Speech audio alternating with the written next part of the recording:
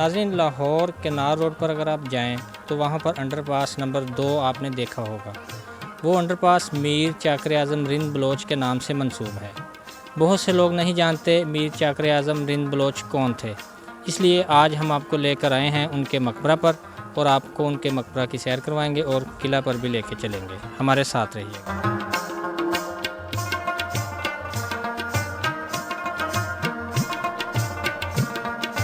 ناظرین، یہ مقبرہ اکاڑا شہر سے صرف 15 کلومیٹر کے فاصلہ ستگھرا کے مقام پر واقع ہے، جس کی مرمت کچھ عرصہ سے جاری تھی جو کہ اب مکمل ہو چکی ہے، اور اب یہ قلعہ پہلے سے اور بھی زیادہ خوبصورت ہو گیا ہے۔ کچھ روز قبل وزیر اعلیٰ پنجاب محمد عثمان بزدار صاحب یہاں تشریف لائے اور اس قلعے کا افتتاح کیا۔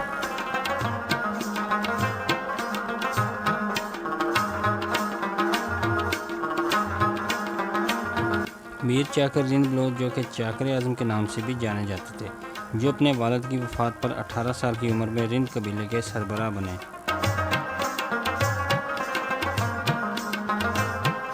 سردار بننے کے بعد بلوچستان کے لاشاری قبیلے اور رند قبائل کے مابین مشہور جنگ کا آغاز ہوا، جو کہ 30 سال تک چلی۔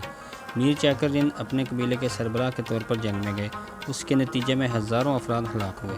دونوں قبیلوں کے رہنماؤں کی جنگ اور بہادری بلوچ عوام کی تاریخ کا ایک حصہ ہے۔ لاشاری قبیلے کے خلاف جنگ کے بعد میر چاکر رند نے لاشاریوں کو شکست دی۔ میر چاکر رند ایک بہت بہادر آدمی تھا جو بلوچ قوم کو طاقتور بنانا چاہتا تھا۔ بعد میں میر چاکر کا اگلا پڑاؤ سانگڑ صحرا تھا۔ سانگڑ، تونسا شریف اور ڈیرہ غازی خان میں اس نے کئی سال تک حکومت کی۔ میر چاکر اور اس کی فوج کو کوئی نہیں ہرا سکتا تھا، مگر میر ڈوڈا خان جب صحرا پہنچے اور انہوں نے اچانک رند قبائل پر حملہ کر دیا اور میر چاکر رند کو شکست دی، جس کے بعد میر چاکر صحرا چھوڑ کر ملتان کے علاقہ میں چلے گئے، جہاں پر میر ملاگ، میر کیسر خان، میر سنجر خان اور میر مندار خان میر چاکر رند کے بہترین جنگجو تھے، اور وہاں پر میر چاکر نے ملتان کے بادشاہ کے ساتھ دوستی کر لی۔ کچھ عرصہ بعد میر چاکر نے ملتان کے بادشاہ کے ساتھ مل کر میر ڈوڈا خان پر حملہ کر دیا، اور وہ اپنی فوج اور عوام کو لے کر سندھ چلا گیا اور پھر کبھی واپس نہ آیا۔ میر چاکر بعد میں ستگھرا اکاڑا آباد ہوئے اور علاقے میں طاقت اور عزت حاصل کی، اور یہاں پر ایک علیحدہ شہر بسایا جو کہ 4 دیواری پر مشتمل تھا، جسے قلعہ کے نام سے جانا جاتا ہے۔ یہ وہ وقت تھا جب شیر شاہ سوری اقتدار میں تھا اور مغلوں کے خلاف لڑ رہا تھا۔ جب شیر شاہ سوری کو میر چاکر رند کی طاقت اور فتوحات کا اندازہ ہوا تو اس نے میر چاکر کو اپنے ساتھ ملانے کا ارادہ ظاہر کیا، مگر میر چاکر نے انکار کر دیا۔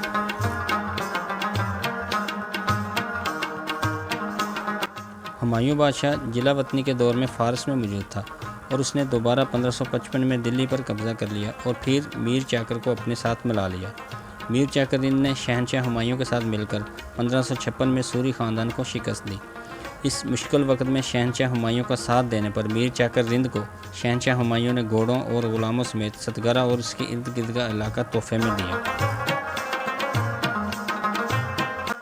میر چاکر نے 1565 میں مرنے تک اس علاقہ پر حکومت کی اور ایک نیا شہر بسایا۔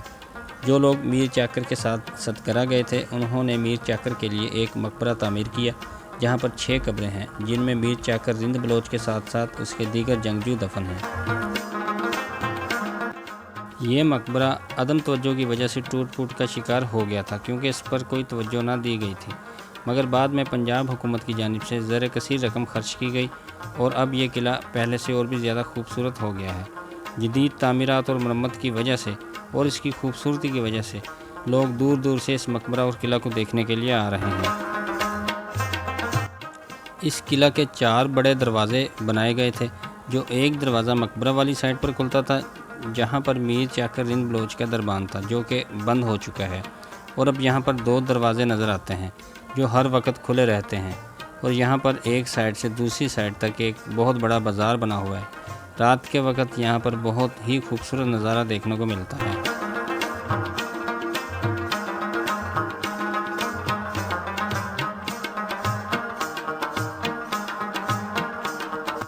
ناظرین، ستگھرا لفظ 7 گھر یا 7 گھروں سے نکلا ہے۔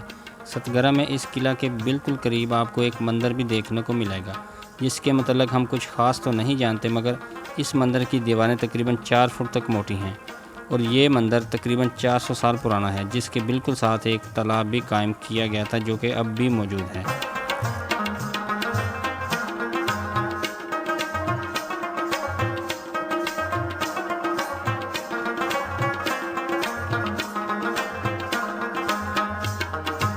ناظرین، ستگرہ کے قدیم آثاروں میں سے ایک آثار یہ جگہ بھی ہے جسے ٹبہ کہتے ہیں، جو اس قلعہ کے بالکل قریب ہے، اور مقامی لوگ اس کو چولہا چکی بھی کہتے ہیں۔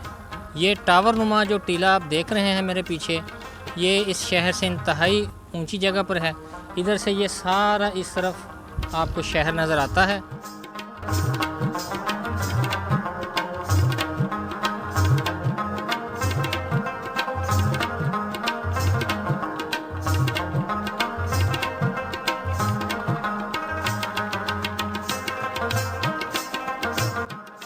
لوگوں کا کہنا ہے کہ یہاں پر جب کوئی پیغام دینا ہوتا تھا تو اس جگہ پر بہت بڑا ڈول بجایا جاتا تھا اور لوگ یہاں پر اکٹھے ہو جاتے تھے۔ جو بھی پیغام ہوتا وہ یہاں سے سب لوگوں تک پہنچایا جاتا تھا۔ مقامی لوگوں کا کہنا ہے کہ پاکستان بننے سے پہلے اور بعد میں لوگ یہاں سے اینٹیں اٹھاتے اور اسے فروخت کرتے یا پھر اپنے گھروں کی تعمیر کرتے تھے۔ اگر آپ یہاں پر آئیں اور اس پورے علاقے کا وزٹ کریں تو جگہ جگہ پر آپ کو یہ اینٹیں بکھری نظر آئیں گی۔ یوں لگتا ہے جیسے یہاں پر کسی زمانے میں اینٹوں کا بھٹا ہو۔ کسی زمانے میں یہ سارا علاقہ ایک قلعہ ہوا کرتا تھا اور اب یہاں پر قلعہ کی دیواروں کے سوا اور کچھ نظر نہیں آتا۔